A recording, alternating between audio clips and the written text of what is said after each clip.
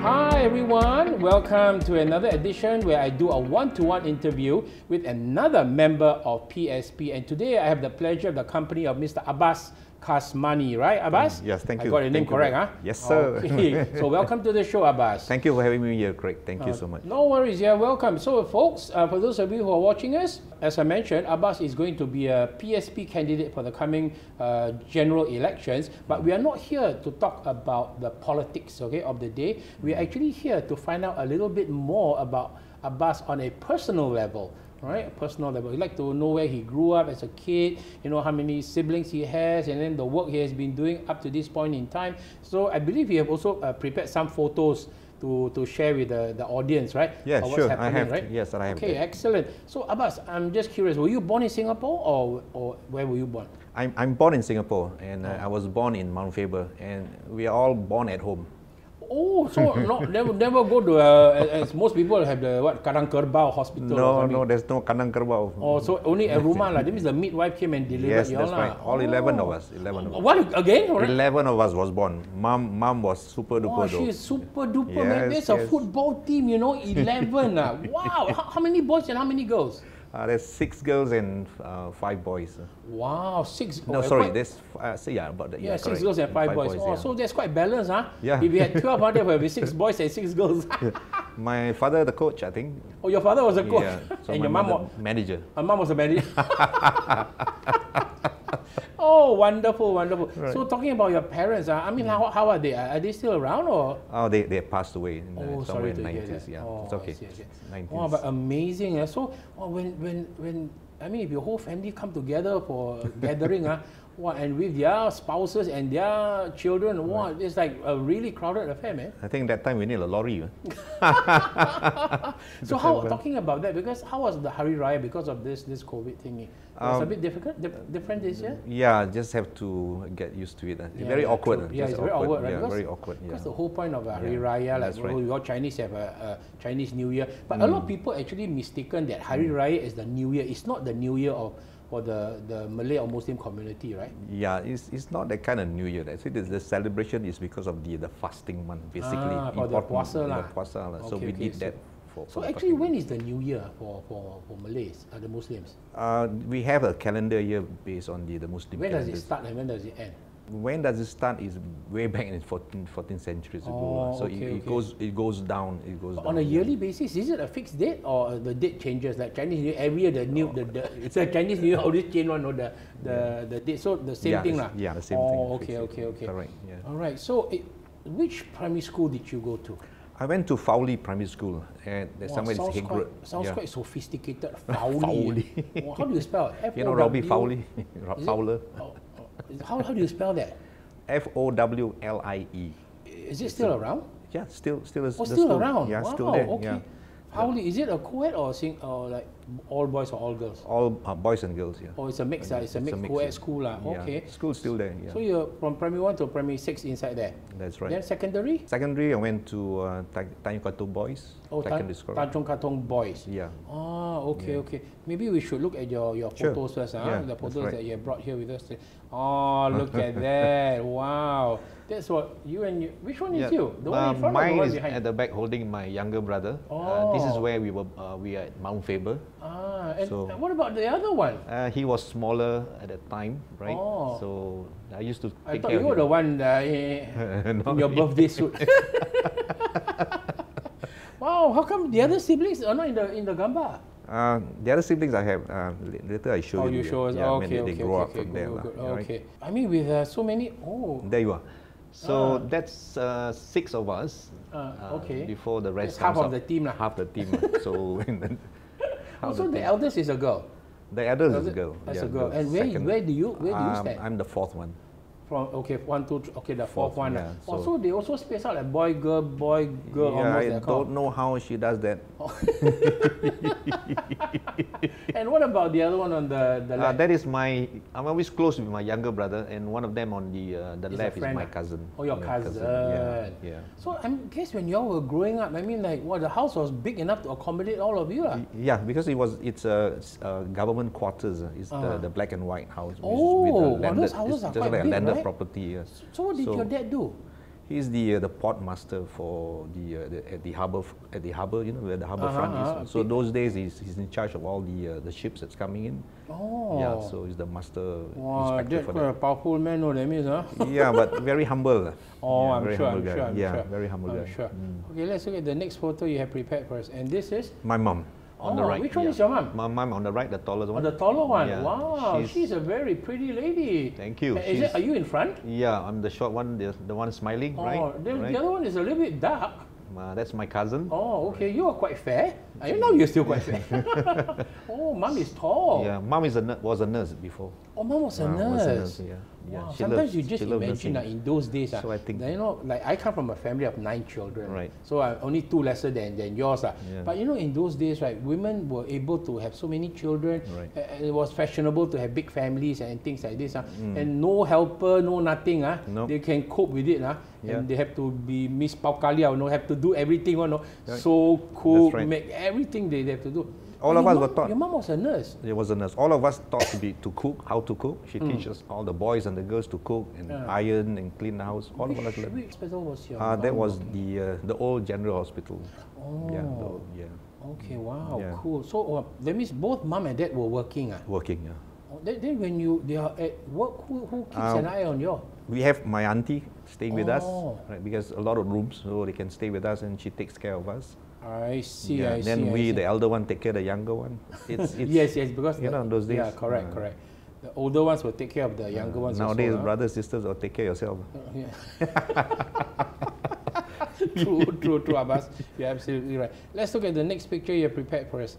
Yeah. Oh, that's a lovely shot of your parents. Mom was 18 years old, and dad was about 23, I think, at that time. Oh, so they're not too far apart in age, No, Wow, no. Let me see. You do look a bit like your dad, although the picture is not very sharp, but the picture of your mom is sharp. She is indeed a very lovely looking lady. Yeah, she is. Wow. How did do you know how your parents met, or was it like arranged? Someone introduced them, or it was arranged marriage.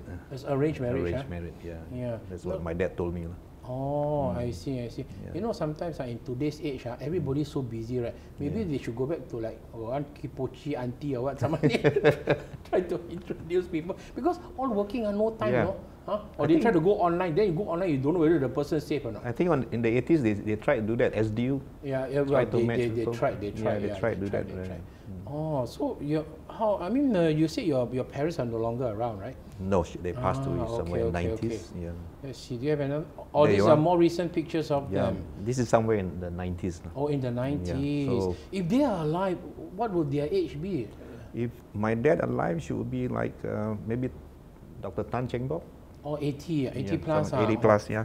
Oh, okay. Mom will be about almost 80 also. Okay. Wow, but I mean, I can imagine now.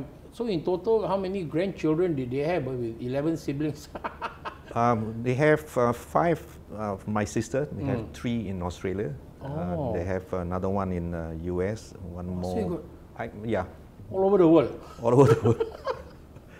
And I grew up in Hague Road. And Hague Road, we grew up with all friends, different races. So my neighbors are Chinese, Indian, Eurasians, Europeans. Those days, all mixed. Yeah. So is the one? Oh, this is showing where you are. Yeah. So you were saying, was it Mount Faber area? Mount Faber, we shift to Hague Road, and after Hague Road, we shift to Chai Chi. Oh. So Chai Chi was like, you see the what they call the old Chai Chi. It's a village, just something like that. So it was changed to HDB, and that's the block we lived before. It took a while to get used to it. Those days. Of course, because you had the space, right? That's right. Those black and white homes, right? Then suddenly the HDB flat is like a bird cage, right? A bit small, and there were so many of you, so not easy, huh? True, very true. Yeah. Okay, let's look at the next picture. And this is? Married to my wife. Oh, that's you on your wedding day. Yes, that's right. See that small boy? Wow. That's right. So how long were you since dating before you guys got married? We met 6 years before we got married. 6 years before you got married? It was just a fluke. What do you mean? Hello? By the way, I know his wife. Her name is Nur Inda, and she's a lovely lady. What do you mean by fluke? You better be careful, you're on your own there. No, she won't get angry. Basically, I was actually having a small business in one of the shopping center. She and her partner was having a business in another shop. Okay. So apparently I was looking at my friend. Then after that, she just popped up the window and I said, that's the one, man. You knew right away. Oh, but I knew you didn't know her, I mean. I didn't know her. Then how did you get to meet? I mean, to know her?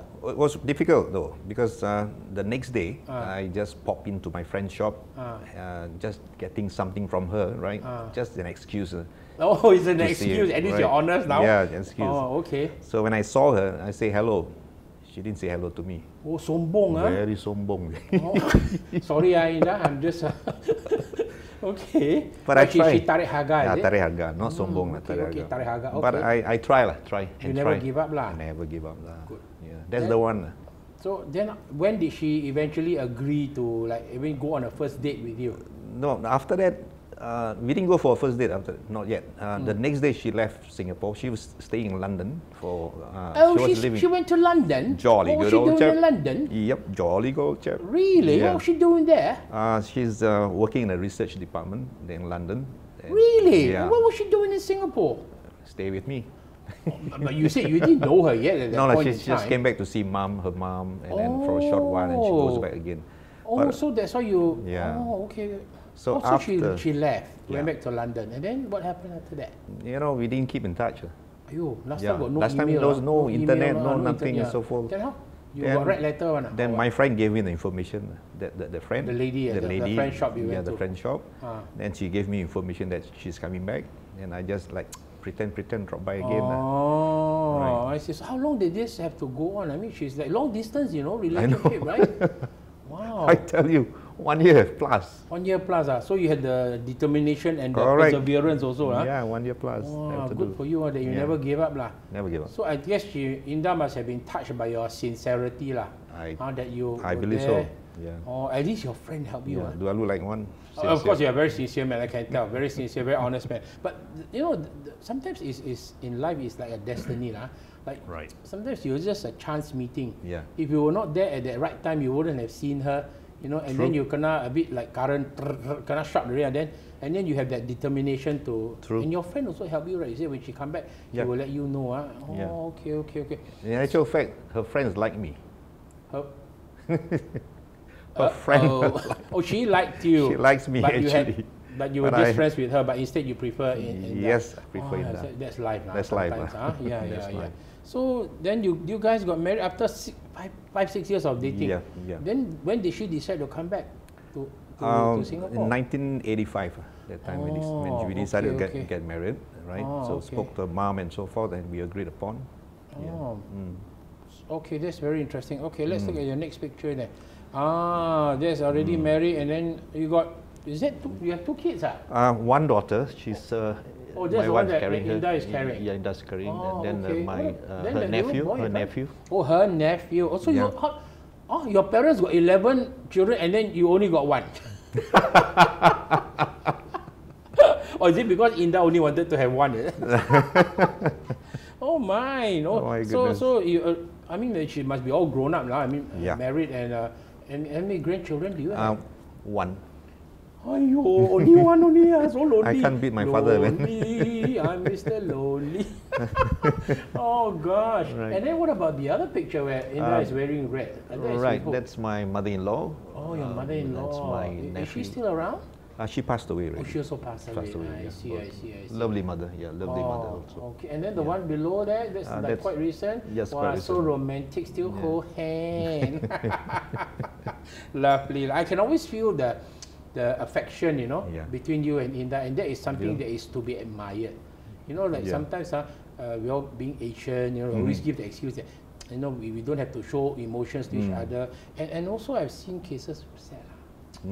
They all they get beaten and angry with each other, but I can really sense the affection you all have for each other. I'm very happy. I really do, yeah. So what's the next photo you have for us, Abbas? Let's look at it. Wow. What a ski. Nice. That was my favorite spots with my schoolmates together. These are all my schoolmates. Oh, right. The boat? The boat, we actually bought the boat and we sort of share with each other. And those days was quite cheap to buy the boat actually. It doesn't cost much. How old were you then? I was about 21, 22, I think. Oh, by that so- time. Yeah, 22 years old. Married? Not married? I'm not married. I haven't met Inda yet. Yeah, so we were okay. I'm still single, and we spend a lot of time every weekends on the sea. Oh, best, Yeah, huh? so best, very nice, really. Where did you all go skiing? We ski at Sisters Island. Ah. Yeah. Sometimes we go to St. John's Island. We travel around, And, so you had fun, huh? really, really fun. I mean, this one is a, I've always wanted to ask, but I've never had a chance to do this sort of Right. thing. Double ski or single ski is easier for most people? It's a lot easier single ski, but you have to learn using double ski because you need to stabilize yourself. Oh, Yeah. So once you're able to stabilize yourself, then you go with the single ski. no, Right. so you graduate from You double graduate, to single. yeah. Because if you start with the double ski, Ah. after one lesson, I can tell you, you cannot squat. When what you walk, happened? All the muscle. all the muscle ache from the bottom to the top, and you kang already. Oh, every you time walk you like a duck, macam like a itik, duck. eh? Yeah, really. And when I Very started, sore, it was very sore lah. very sore, very sore. Yeah. You can imagine 14 knot the boat speed. If you don't know how to the technical part of it, how to hold the ski, you actually pull the boat. But you're not supposed to pull the boat because you don't pull the boat. It's too heavy. Yeah. You're supposed to just give it a small touch, pull, and then you stabilize yourself. Maintain the tension a bit, Yeah, like that. right. But it's so funny, I've seen videos of people going, either sitting on the pier and then with the two skis in the water, right? Then the boat go there, push the balik is It happens to me, many times. It took a while. How long did it take you before you could get a hang of what? That looks like very pro like that, no? Huh? These are my friends who taught me all this, and it took me about 2 days. Wow. Really 2 days. The first day you're not able to balance at all. You fall, and then you start balancing in the sea, and then you try again, you fall, you try again, you fall, till you get the momentum. Oh, Yeah, okay. But so once really you nice. get the hang of it, Oh, beautiful, really. You spend all the time at the sea. Every weekend we go to water ski. Well, it looks great, man. Yeah. I have the one ski, but I just don't know where the picture is already. Oh, when was the last time you did water ski? Way back, long time. That was somewhere in 1980. Oh, that's quite a long time yeah, ago, lor. yeah. But can you do it now if you are? Sure, I can. Hey, not bad. No? You Yeah, can still. yeah. But do you need strong legs? I mean, like you say. If you know the technique, you don't need that strong leg. Yeah, really. You need a bit strong leg also. You need to be fit, right? Yeah. But there's technique of doing the ski. I see. So Is it a bit like riding bicycle? Even though you don't know, you didn't ride for a long time, Yeah. you get on maybe a bit wobbly, but. exactly. Yeah, exactly. Oh, yeah. okay. Right. You did this before you got married, right? So has Inda ever tried while you were dating? Tried skiing? No, she didn't try the skiing. She was on the boat Oh, each time when I okay. ski. Takut lah. Yeah. There was one time I fell. I was skiing, then I flipped over. Then the boatman just right all over without looking back. But she didn't realize I was right behind there. And she says, "Hey, come back and fetch me." Oh. So that's why sometimes we need two people in the boat. So one is to look out for the person. Yes. Yeah. I mean, you lost your balance. Yes. Oh, yeah, because you Not can't. perfect, you don't know whether you are still hanging onto the Yeah, rope, is it? correct, You stumbled and fell, lah. Yes. Oh, okay. Right. But one thing, Singapore water's quite safe, lah. No sharks, lah. No, never come across. But the only danger is if it's too many people are skiing there, so you cannot, it's very dangerous. There's one incident happened in Sister Island those days. One skier hit the other skier. So one it's a lady, and this guy was a big guy, and then the lady died. That's where the everything stopped, and everything must have, they started giving license for the boatman and so forth. I see. So before that, we don't have to have a license. We can actually, it was like that. Oh, tragic, huh? Wow. Yeah. He must have hit her like at a very high speed or what? Or? Yeah, you can imagine 14, 15 knots. Oh, Yeah. that's quite fast. Yeah, I've Fast. seen the skiing. The skiing, yeah. So it was like, crisscross. Yeah, sometimes they don't see the blind spot. Yeah. I mean, it wasn't on purpose, lah. It's just an accident. No, it was an accident. Oh, yeah. sad. Yeah, that's right. Then after that, you all must start to go and take your license. Powerboat license or what? Skiing Yeah. need license, man, or don't need? No, the boat, the power boat. Or the need one who license. steer the Yeah. boat, lah. Oh, okay. So after that, we couldn't get the license. Then have to sell the boat. We sold the boat. But anyway, by the time, I mean, most of you like settling down, and then correct. We don't have time, like we can't go every weekend, you know, every weekend. But I love to do this actually, on the boat. Yeah, okay, really. okay. Oh, it's great, huh? Yeah. Okay, let's look at the next picture you have prepared for us. What is this? You are wearing like a wig. Not a wig, like a mop. It's a mop. It's a show, and I was performing in one of the hotels. So I'm a newscaster, and I spoke various languages. Oh, what languages can you speak? It's not actually languages, but it's the accents only. Oh, you put on different accents. Different accents. Oh, I see. It's just like she's from Britain, and then you put on a British accent and things like this. Okay, that's cool. That's right. I speak Indian and French and so forth. But the storyline is I make it fun. So you're it's like a newscaster, yeah, or world news. I saw. Yeah, probably say world news, bad news. Oh. Oh, we can do with a bit more good news nowadays. Yeah, so I want to be like you. I'm inspired by you, man. Inspired by me? Yeah. Why? I want to be like you, like the cake. No, not size-wise, please. I'm trying to be like you, size-wise. Okay, let's look at the next picture. Let's say we have oh, this is much more recent, and a thumbs up there. Yeah, this is more the serious part, working. The working part. So you're specializing more in the what industry, or what? In the construction industries, in the petrochemicals, in the marine, and what's your area of focus? I mean, it's so wide. Safety. Okay. Safe working place at the the job site. Yeah, more focus on that. So I was a safety manager at the time. I see. So you've been doing this for quite a while, or? Yeah, almost like 35 years. Wow! Yeah, it's the longest career I started with that. I see.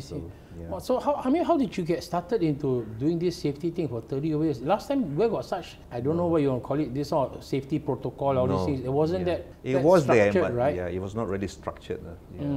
So when I started, that was I started as trainer first. That's where I began to learn more on the job site. On the job site, okay. On the job site. So do you need to be certified, or? Yeah, you need to be certified. There's a level of certifications you got to go So it just just goes up and up and up. Yeah, that's right. What do you learn? Is it applicable across the board, or like there are certain things for certain industries that have different needs, or how? Yeah, generally it's across the board. We call it workplace, right? Safety workplace, even in the office and so forth. But different industries have different requirement and demand.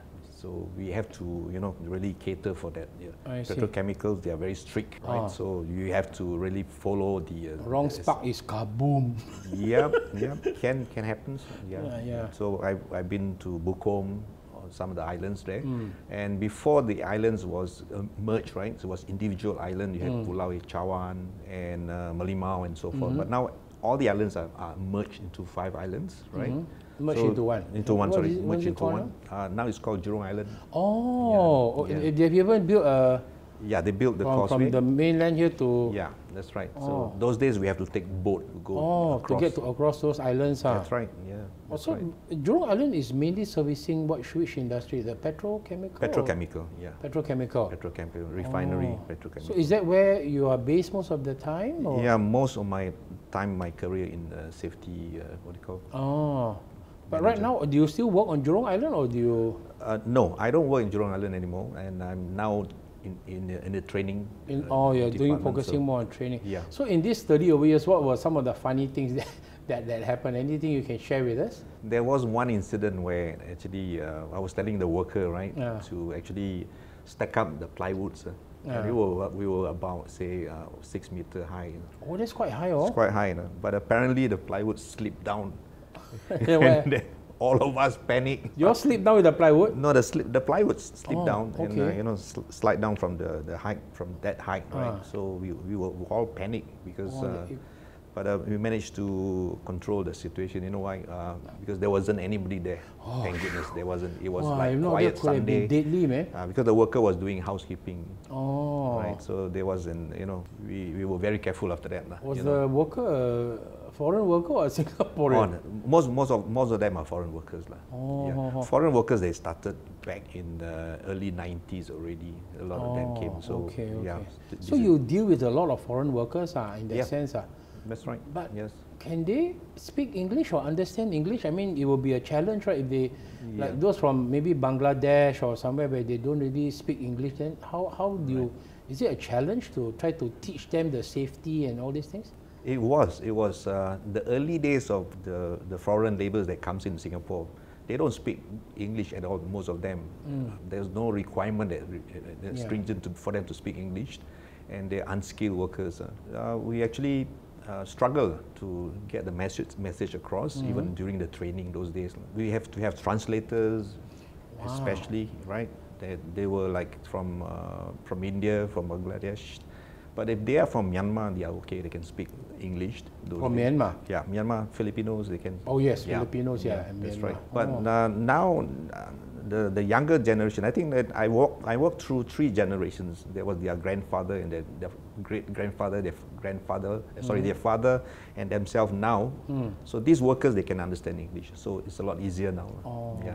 I mean, they have improved lah. Of course, yeah. They study English in school, most of them. But you dealt with from mostly which country? I mean, Philippines, Myanmar, you were saying, and also from India or Bangladesh? All over the world. All over. From Europe, yeah. All over the world. As long as they work in the project, they will have to come for that safety trainings, right? And they have to learn the behavioral safety aspect of the training, and then they can start working. Yeah. Right, if not, they won't be able to start. Yeah. So like quite sad, right? In Singapore right now, like because of that COVID thing, and then those workers in the dorms, could that have been prevented? I mean, I'm just curious. I mean, the way they put those workers in the dormitories, right? They stack them like sardines like that, and it's a perfect breeding ground when it's a COVID, something like this happen. I mean, one room, so many people, and then all breathing in the same air. I'm not surprised that the numbers are almost reaching 40,000 in Singapore. Well, I have seen this a lot. Some of the workers, since back in the 90s, they stay in one room, 12 packs, 10 my packs, gosh, and so 12. forth. Yeah, I know that's going on that. Oh, wow. I've seen them. There are some of our workers also employed by the company. Wow. So if you hear now they're staying in 12 of them in one room, it's nothing new. Oh, wow. Yeah, I think this got to change. Really got to change. Yeah. That's true, that's true. I mean, let's hope going forward we learn from this incident that we don't take these people for granted. They are here to work and we do certain things. That's right. Yeah, okay, let's look at your next picture that you have. Oh, this is like where is this? This is one of the plant in Jurong Island. So the company celebrated the Chinese New Year. Oh, no wonder. I just pop in and take picture. I can see Chinese was that. I was wondering where you were. Oh, there's even a little like the deity of fortune, Tyson in the picture there. Oh, lovely. So I thought it was nice. The background is nice. So I just quite colourful. Yeah, that's right. Oh, okay. Let's look at another picture you have coming up for us here.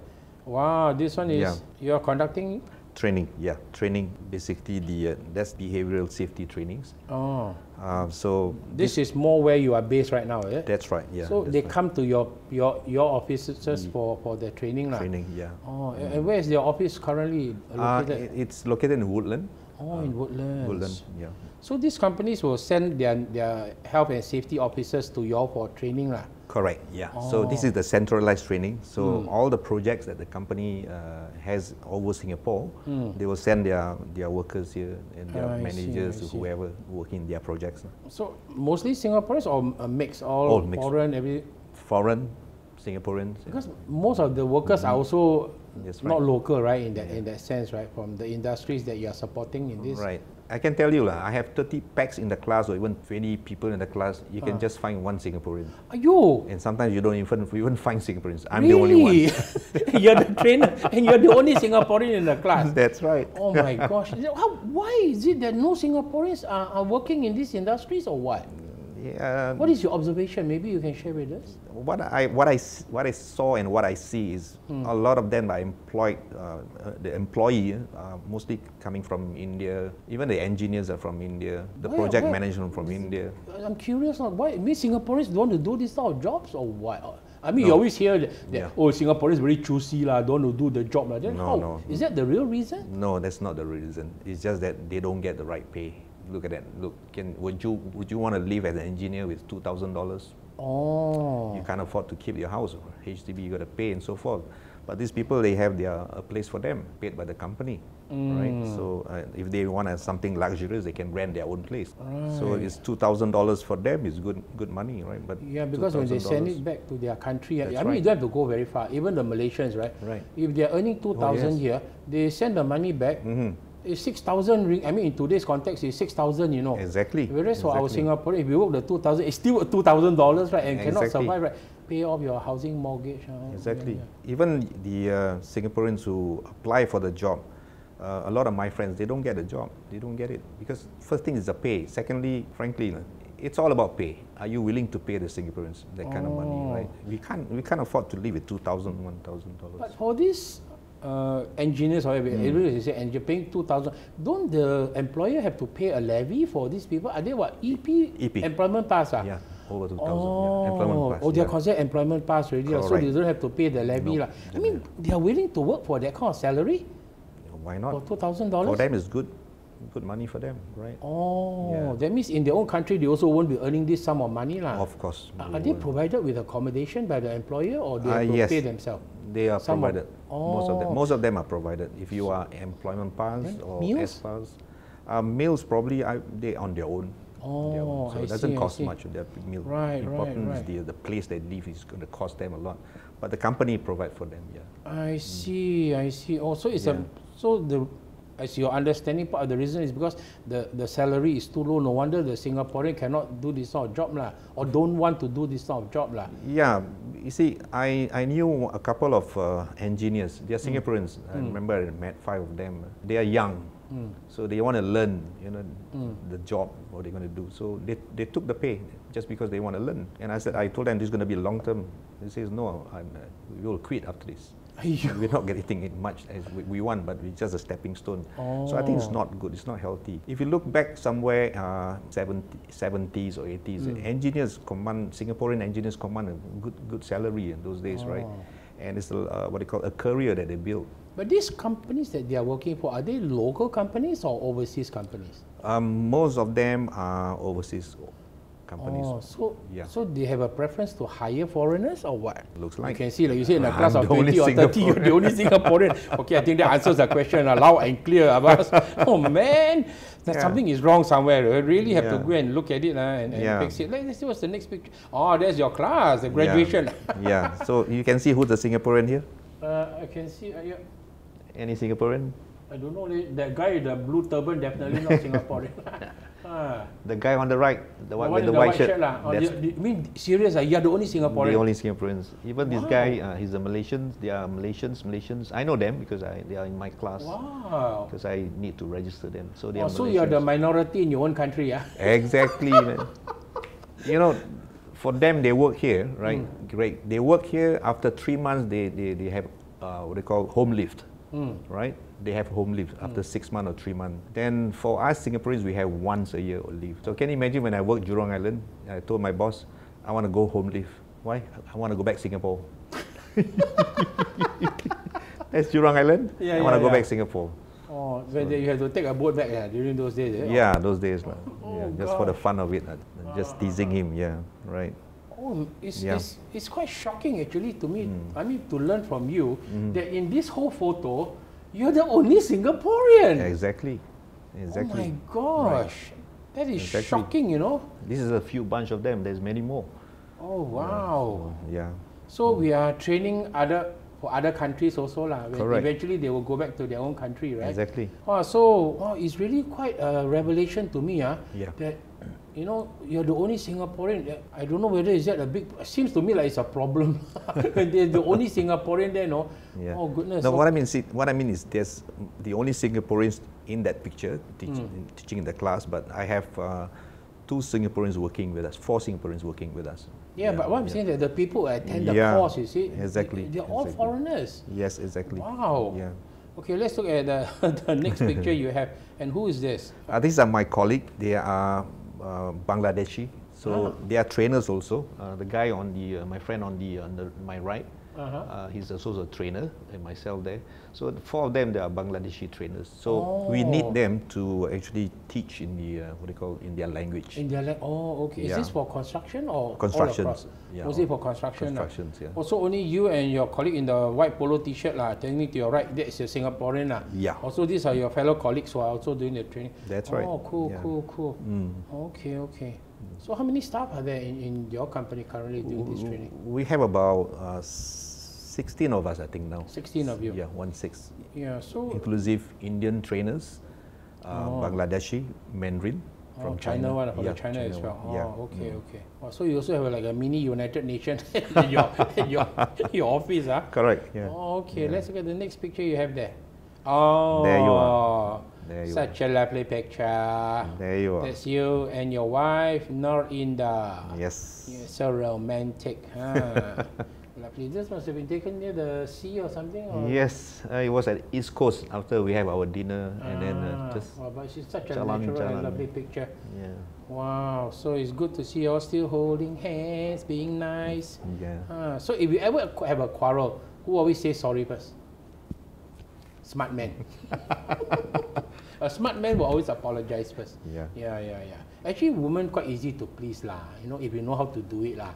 Yeah, sometimes. You must always tell her she's right. But she won't believe you. But I know your wife. I know Yeah. she's also a member of PSP, right? Right, We met, yeah. and then she's a very lovely lady. Thank lah. you, thank you. Okay, let's see what's happening after this. you Oh, are. more lovely pictures with you and Yeah. Inda. Yeah, the scriptures there is created by a friend. It says sayang, sayang, as though we are in to a your movie. cinemas. Oh, akan datang, huh?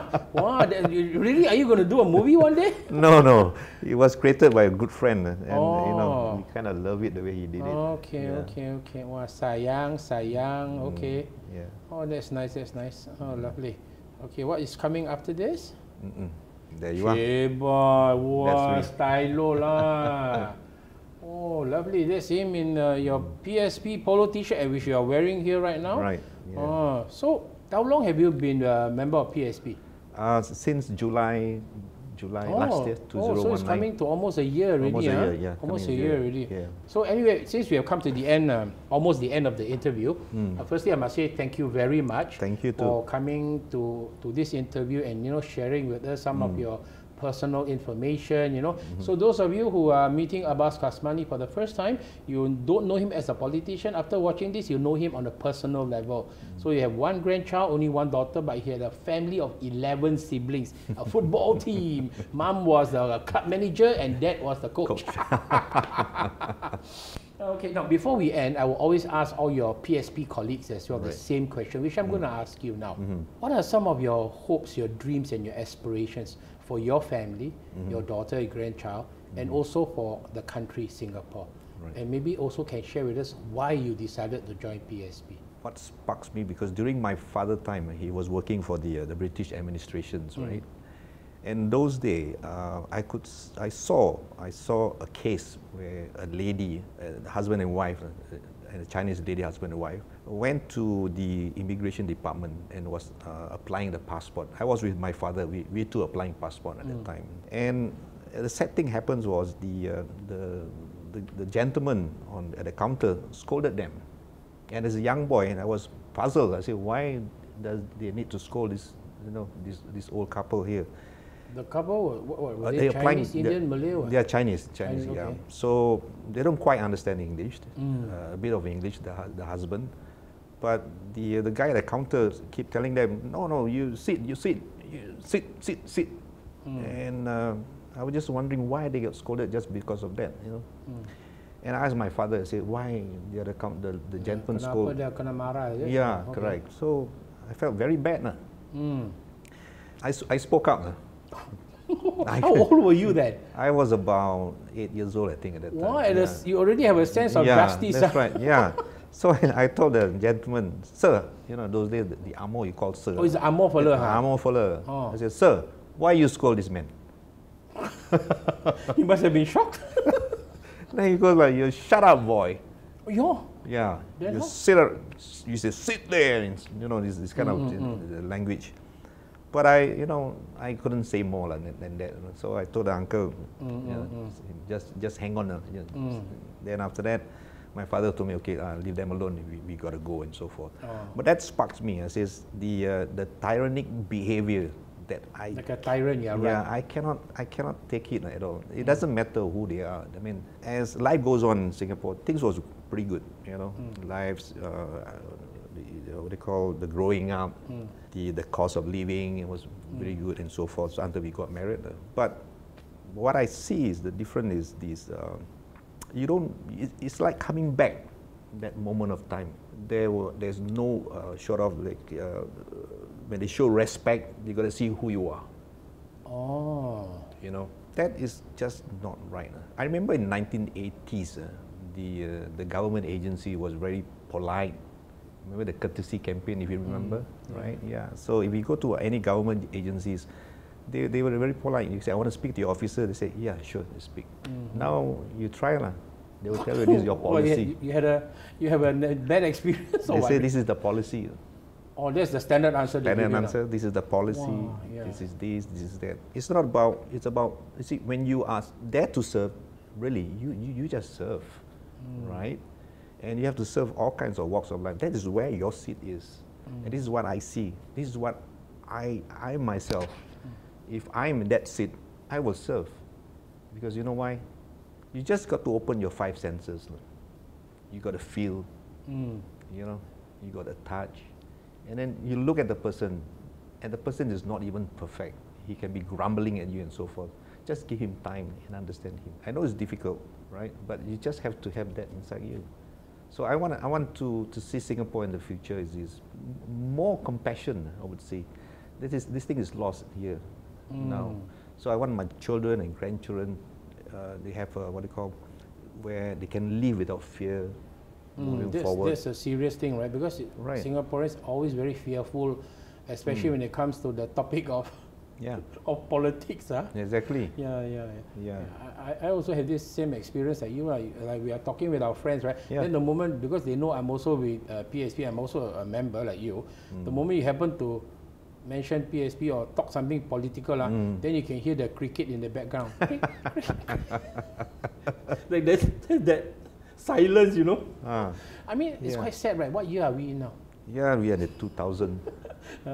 I remember, I remember the 80s also when auntie want to talk to me about politics, or uncle, hey, quiet, you know.